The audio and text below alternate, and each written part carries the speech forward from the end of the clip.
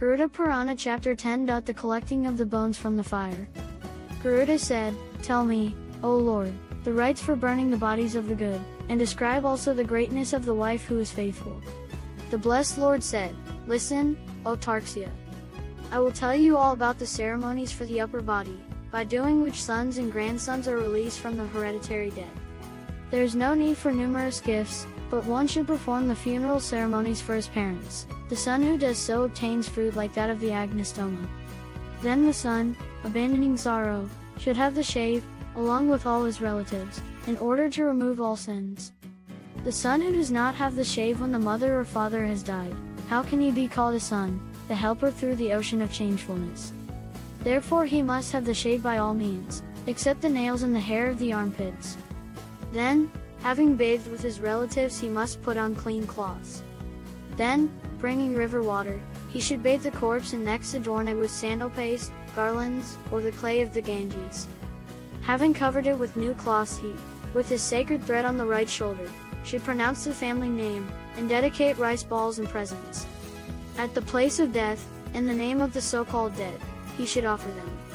By this the earth and its presiding deity become pleased. He should wake offering at the threshold in the name of him who has become a traveler.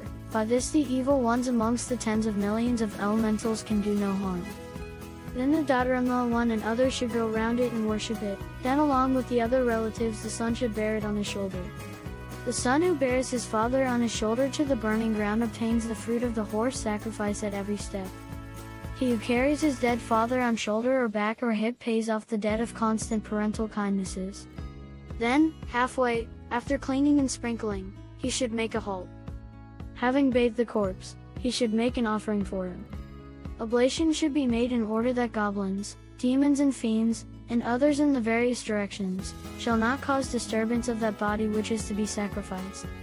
Then it should be taken to the burning ground, and laid down with its head to the north. Some place should be clean there, for the burning of the body, as follows. Having swept the ground and washed it with cow dung, having taken out some earth and erected an altar and sprinkled it with water, and having placed a fire as prescribed, and having worshipped with flowers and colored rice the shining one known as the eater of flesh, he should make an oblation as prescribed, beginning with Lom and Kama. O, thou, supporter of beings, womb of the world, nourisher of creatures, this one belonging to the changing world is dead, lead thou him to heaven. Having thus prayed to the fire, he should make there a funeral pyre with sandalwood, the holy bath wood, and with the wood of Palasha and Aswatha. Having placed the departed on the funeral pyre, he should offer in the name of the departed 2 rice balls, in the hand of the dead, on the funeral pyre. From the time he is released on the funeral pyre the condition as departed begins. Those who know the ways of the departed call him a seeker. An offering should be made on the funeral pyre, either in this name, or in that of departed. Thus the dead gets the benefit of the offering of 5 rice balls, otherwise the above-mentioned come to disturb. The son, having dedicated 5 rice balls to the departed, and having brought the oblation with the grasses, should give them to the fire, if there is not pankaka. Who dies in the pankaka does not attain a good condition. Burning should not be done then. If it is done, another death occurs. Beginning from the middle of Danastha, and the 5 pankaka mansions ending with Revati is not a suitable time for burning. If burning takes place, evil occurs. Harm befalls the house in which death takes place in the Riksa mansion, and some trouble arises for the sons and family. I will explain to you the rites for the warding off of all ills, in case burning takes place in the middle of Riksa. Then one should place near the corpse images, O Tarxia, made of darba grass, and consecrated with the 4 Riksa mantras. Purified gold should be used, and sacrifice performed with Riksa mantras, with the mantra Pritajayata, and with leaf vessels. Then the burning along with the images should be done, and the son, on the day of the offering of the rice balls, should perform the pacificatory rites for him. For warding off ills he should give a vessel full of sesamum, gold, silver, diamonds, and a bronze vessel filled with clarified butter, in order. Who, after having thus performed the pacificatory ceremonies, does the burning, no harm befalls him, and the departed goes to the supreme condition. Whether half or wholly burnt, his skull should be split open, in the case of householders with a piece of wood, and that of ascetics with a coconut. His son, so that he may attain the world of the forefathers. Having split open the Brahmarandra should make an oblation of clarified butter with this mantra. Thou art born from him, may he be born again from you. He's an offering to the heaven world. O fire, blaze forth. Thus having made an oblation of clarified butter, with mantras and sesamam offerings, he should weep loudly, that he may become happy. When the burning is finished the woman should bathe, then the sons, and offer water mixed with sesamam, in the name of the family. He should eat the leaves of the nimba tree and recount the virtues of the dead. They should walk home, the women in front and the men behind. Having bathed again at home, he should give food to a cow and eat from a leaf plate but not any food already in the house. Having cleaned the place of death with cow dung, he should keep a lamp burning there, turned to the south, up to the 12th day. For 3 days, at sunset, O Tarksya, he should offer, at the crossroads or on the burning ground, milk and water in an earthen pot. Holding the unbaked earthen pot, filled with milk and water, bound with 3 sticks, he should repeat this mantra. Thou hast been burned with the fires of the burning ground. Thou hast been forsaken by relatives. Here is milk and here water, bathe and drink.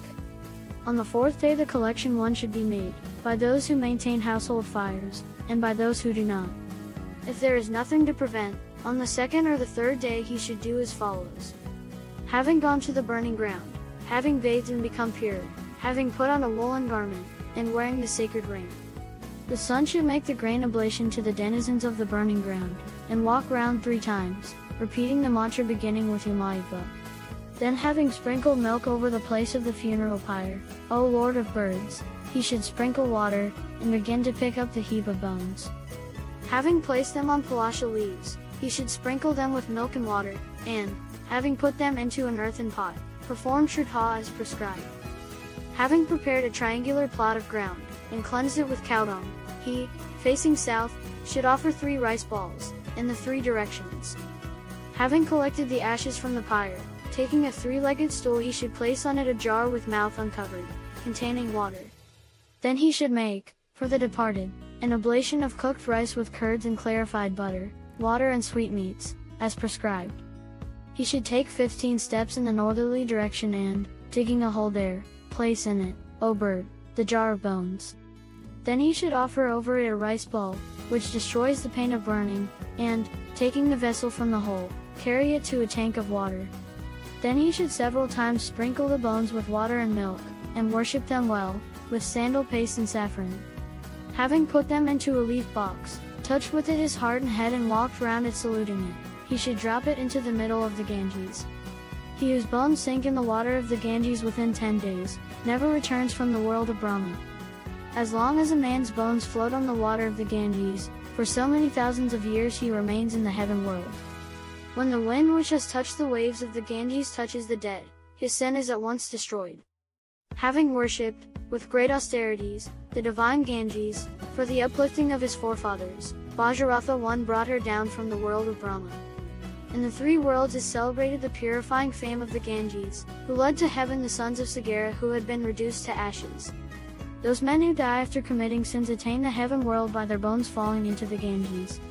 There was a certain hunter, a destroyer of all sorts of creatures who, killed by a lion in a great forest, went to the place called Hell. When his bones were dropped into the Ganges by a crow he ascended the divine chariot and went to the abode of the Shining Ones.